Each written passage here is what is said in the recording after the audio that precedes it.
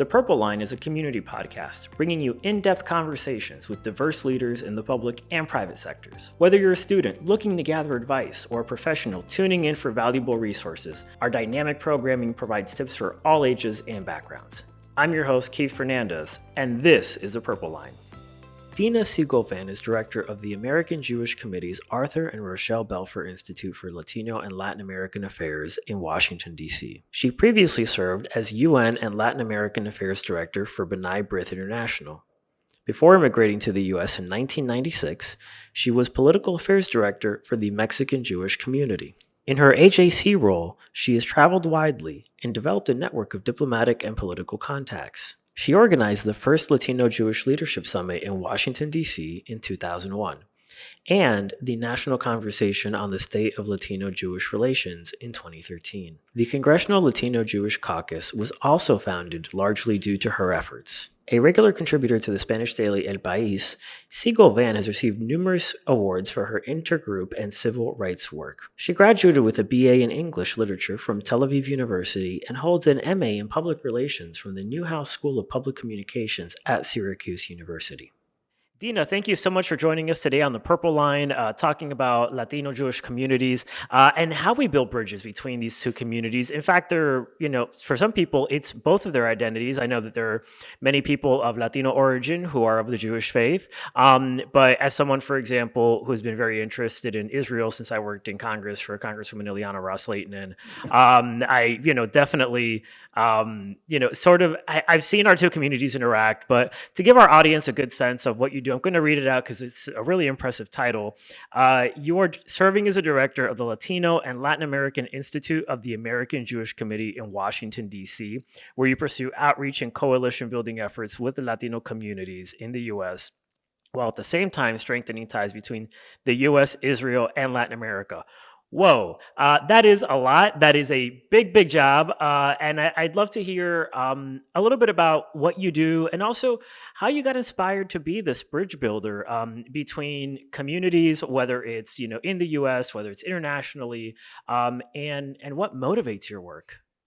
Thank you, Keith. And thank you so much for this kind invitation. And of course, you mentioned one of the champions of Latino-Jewish relations, former Congresswoman Ileana Ros-Lehtinen, who we worked with very closely. She herself is a Latina Jew. Yeah. And of course, she was a founder of the Latino-Jewish Congressional Caucus, which AJC helped establish. So, she's really an example of what we're talking about. So let me tell you a little bit about what we do. And it's really a privilege that I can do something that addresses my multiple identities. As you mentioned, I'm a Latina Jew. I was born and raised in Mexico City. I'm a second generation Mexican Jew. My father was an American, so I'm a Mexican American. Actually, I was a Mexican American even while being in Mexico. So multiple identities were always part of my background.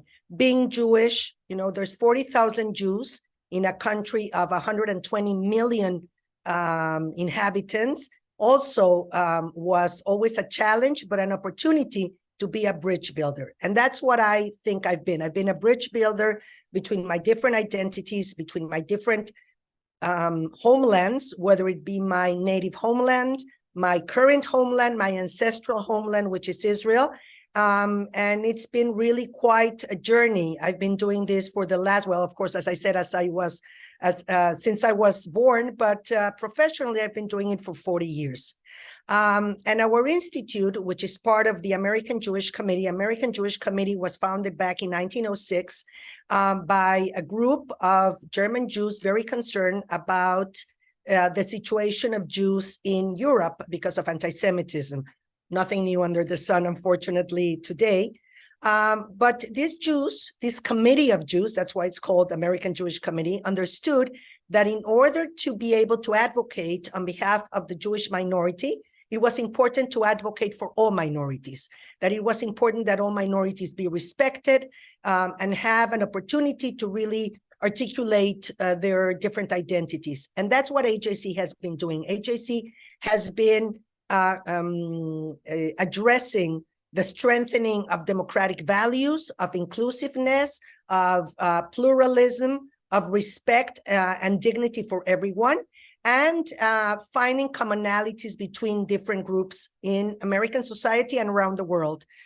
We have 25 offices in the United States, and we have 14 offices around the world. So we are, we're really a global, we're an American organization, we're also a global organization.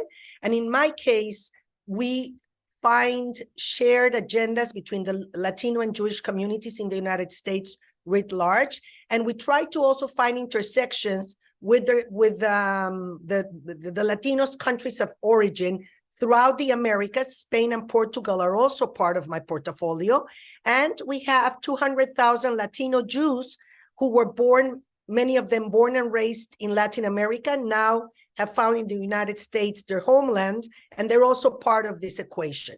And in Latin America, because we're also a global diplomacy, global advocacy organization, in Latin America proper and in Spain and Portugal, we also try to advocate for principles and for agendas which are important to us and to the 500,000 Jews that live in the countries of the Americas. That's great. And I think that really illuminates my next question, which is about building coalitions. I know that in 2001, you were responsible for organizing the first Latino-Jewish Leadership Summit in Washington, D.C. 2001 seems like an eternity ago, even though in history it's just a small sliver of the history a lot of us have lived. What issues drew you to this advocacy? When you talk about coalition work and reaching out to diverse communities, what issue areas were you keying in on then, keying in on now? How have they changed? How have they stayed the same? I know it's a broad question, but go anywhere you want with it. No, I think it's a very important question and very relevant question. I think that when I started doing this, it was very clear that Latinos and Jews were indifferent to one another, mostly. There was no hostility. It was mostly indifference. We were really in different spaces. And, what we try to do is create the spaces to bring leaders of both communities together and try to underscore the commonalities between all of us, because there's a lot of commonalities between both communities. First of all, we are diaspora communities. And this is something that is relatively new for the Latino communities, but it's, as you know, it's a historical identity mark for Jews for more than 2,000 years. I mean, Jews have been in the diaspora even before, Christianity. So this has been very central to us. So this has been something that has tied us together. The fact that we are immigrants, that we come from immigrant backgrounds. This is something that has also brought us together. We're sensitive to the whole of immigration, and we have advocated together for immigration reform and for humane, orderly, and safe immigration waves, immigration in the country. Unfortunately, it hasn't happened. We're still waiting. This is a pending assignment, but this is something that brings us together. We're also very focused on, unfortunately, we have been targets of hate crimes. Antisemitism, as you know, has been on the rise, continues to be on the rise in the United States, something that didn't exist in 2001. Latinos also have been targets of hate crimes, of stereotyping, of toxic narratives. This is something that absolutely ties us together. We know that an attack against one is an attack against all of us. So, we want to advocate together. And finally, I think that one of the issues that is very important to us and should be important to us, and it's becoming more and more important, I think, for the Latino communities, is foreign policy. And foreign policy, because we come from different places. I mean, all of us in the United States, of course, most of us come from different places, but Latinos really have not yet advocated, in a very sustained way in the realm of foreign policy. Of course, in Congress, you see more and more Hispanic members doing that. And Ileana Ros-Lehtinen, of course, was the head of the Foreign Affairs Committee, and she understood it very well. But that's not a given. And there's very few or none Latino organizations today that advocate, that are really active in foreign policy. AJC and many other Jewish organizations, as you know, are very much focused on foreign policy, not only Israel, but we understand how the world impacts us and we impact the world. And the US, we want the US to keep on playing an important role as a global actor. So therefore, it's important that both our communities speak out, are active, and can talk about our priorities. Latin America for us is at AJC is very important. Latin America for the foreign policy in our country sometimes it's an afterthought. We want to make sure that that's not the case, that we understand that this is a neighborhood and we have to advocate together for its well-being. Yeah, I totally agree. And, it's funny, when I was working for Ileana, she would always say foreign policy is domestic policy. It really does affect the people of the communities. I mean, and it affects the entire nation, and it should be top of mind. And that really leads me into the founding of the Latino-Jewish Congressional Caucus. We've got Chile members Mara Diaz-Balart, Albios, as you mentioned, former Congresswoman Ross Layton in the Chile Madrina. But what did you, when you work to advocate and establish this congressional caucus? We had seen, luckily a big pro-Israel movement on the Hill already, but what did we, with the rise of anti-Semitism in different parts of the world, and sadly, it seems like we're seeing this movie over and over again, with hate popping up. How does this organization help ensure that we are combating anti-Semitism, that we are doing so, with the Latino population, and really helping really stamp out anti-Semitism when you can, especially in the Spanish language or among Latinos who may not have been exposed to things like the Holocaust Museum in DC or other sort of really, really educational tools that others who are perhaps, let's say, non-Hispanic whites would, say, oh, I already know about that. Of course. No, thank you for the question. It's in 2011, we had this idea of helping create this caucus because at that point, we started seeing that Republicans and Democrats, even before, were not talking to one another, were not reaching any consensus. So we said, well, maybe as Latinos and Jews, they will have another perspective, another area where they can find some commonality. And that's why we created the caucus. And the caucus has gone, as you know, through different iterations, because every Congress we have to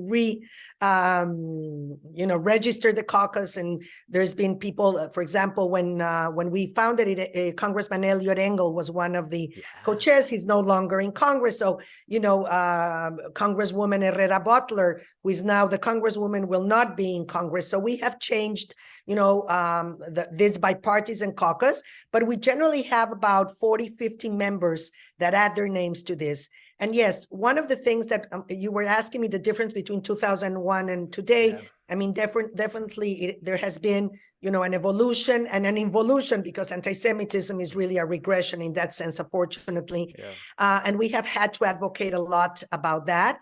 Every time that there's any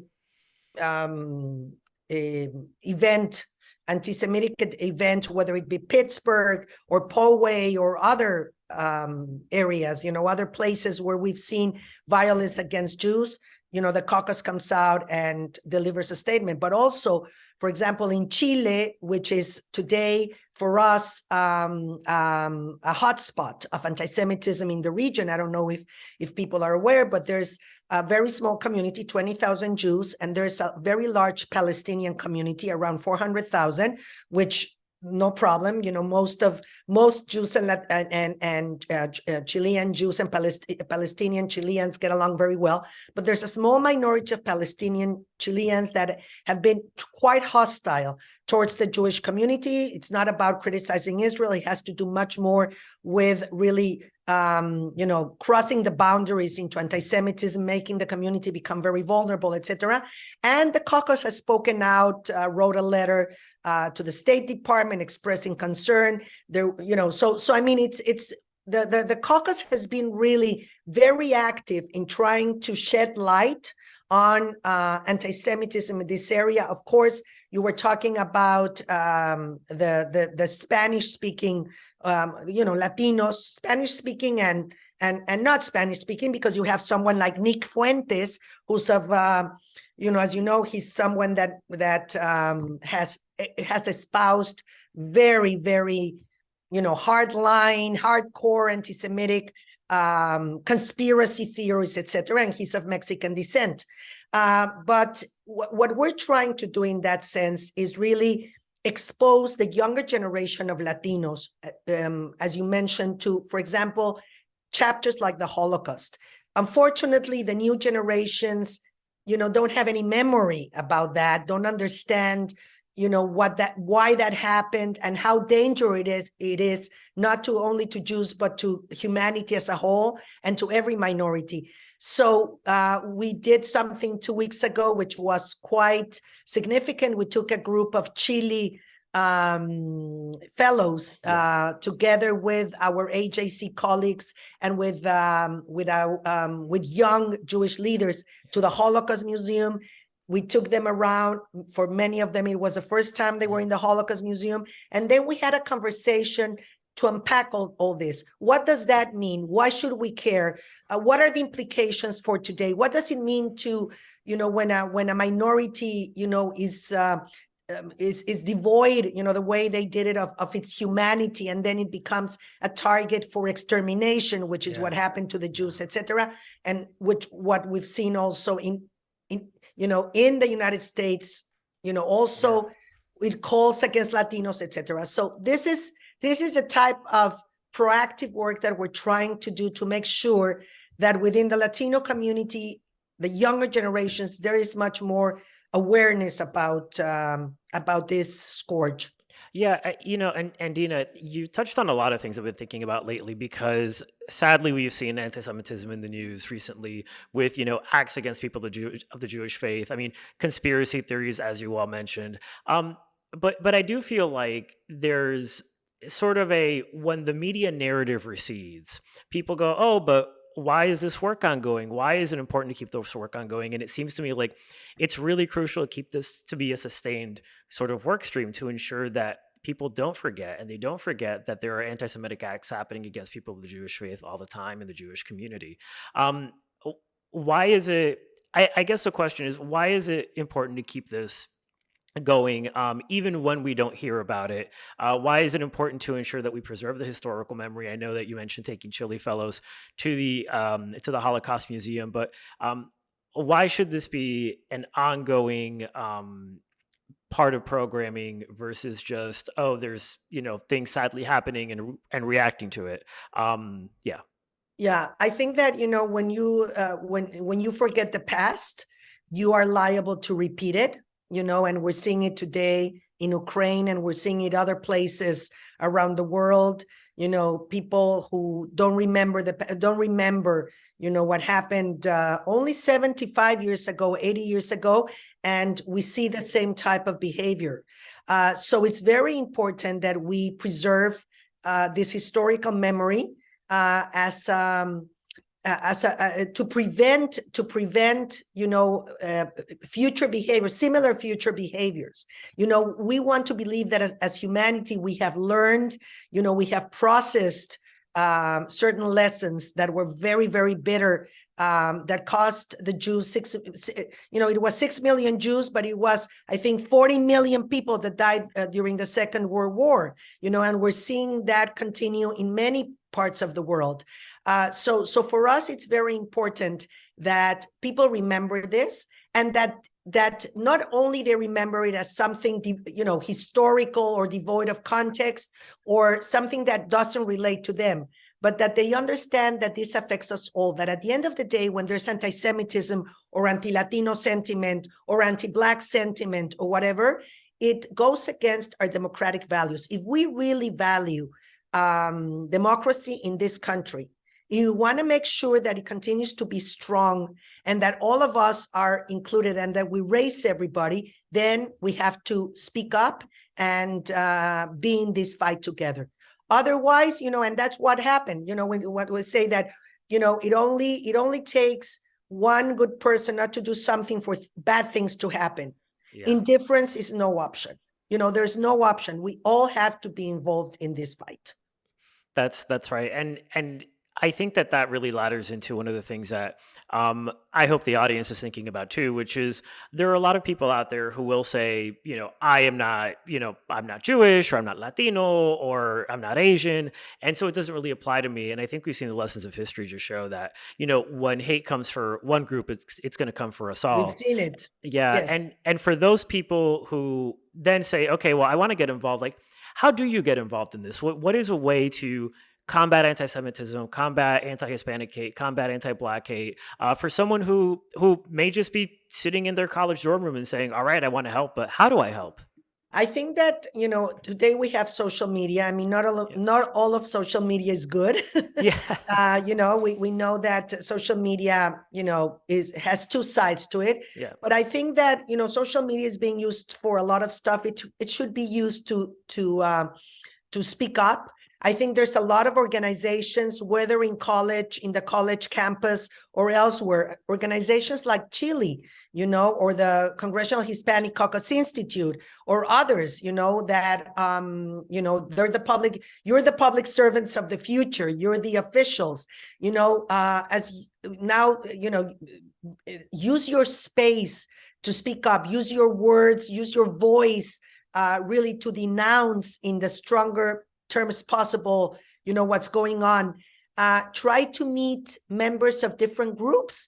I think that there's nothing better than really getting to know people who are different to you, to understand that we're all so similar, that we all are human and have so many similar backgrounds, concerns, etc., and value what is different, and respect what is different. I think that, that's the way to do it. And everybody will find their own voice, their own space, but there's a lot of organizations today out there and platforms where you can express yourself against this and not to remain in the margins ever. I agree. I think that that's one of the things that has animated both communities, participating in politics, voting, being heard, protesting, and raising awareness. Supporting candidates Yeah, that also yeah. represent your, and not candidates that are promoting hate and that are promoting division. That's very important today. Yeah. Absolutely. And I think we tackled the how and the what. And so I guess my final question is, where can someone go and learn more about the Latino-Jewish community, the nexus between Latinos and people of Jewish faith, or really just about the issue of Israel and why and how we got to where we are today? Of course. I recommend that they go to our website, ajc.org. There's a lot of resources, huge resources. There's one in particular that I should have brought and showed you because it's called Translating Hate. I think it's one of the best. I could send it to you, and Yeah. it's a glossary of anti-Semitic terms from A to Z. And why are they anti-Semitic? Why, when you criticize George Soros, it's not only criticizing George Soros, but he has become an icon, and he is, he has become the Jewish Like a totem. face. Yeah. Yeah. Why when you call global elites, many people are thinking about Jew. I mean, there's you have the historical context, you have the sociological context of why this is happening. I think it's very important. Anti-Semitism comes from the right, from the left, from Islamic sources. It's very complicated, but this is a fantastic document. And there's many more resources on ajc.org. And we have our Twitter handle is at AJC Latino. And there's also at AJC Global. By the way, within ajc.org, there's a whole section about regarding Latinos and Latin America. 2013, we conducted a very interesting study about Latino Jews in the United States. And we're about to release probably in a couple of weeks, a study we conducted with Latino millennials and what their perceptions or attitudes to Israel, to anti-Semitism, to the Holocaust, etc. Much of what you and I have been talking about, which I think is going to be quite enlightening. I appreciate that. And with Translating Hate, we'll link that out in the description of the episode. So people, when they click on the episode, then they can click that on that. That would be wonderful. I'll send it to you, and I have it in English and Spanish. I can send you both. Perfect. And Dina, thank you so much for taking the time today. I think you're absolutely right. When hate comes from one group, it comes from us all. So we proudly stand against anti-Semitism, and we do what we can to combat it. And thank you so much for taking the time to My pleasure. be on the And I Purple have Line. to say that Marianne Gomez has been really, and I have to thank her really from the bottom of my heart, because she has been such a supporter, such a friend, fantastic partner and ally. And we look forward, and of course, the members, Mario Diaz-Balart and Lincoln Diaz-Balart, who have been really close friends and allies of the Jewish community. So we look forward to continuing working side by side. Absolutely. I'll pass that along. Thank you so much, and thank you so much for walking on the Purple Line. My pleasure. Thank you, Keith. Thanks for listening to the Purple Line. You can follow me at _Keith Fernandez on Twitter, and make sure to follow CHLI across all social media platforms at the CHLI for the latest updates.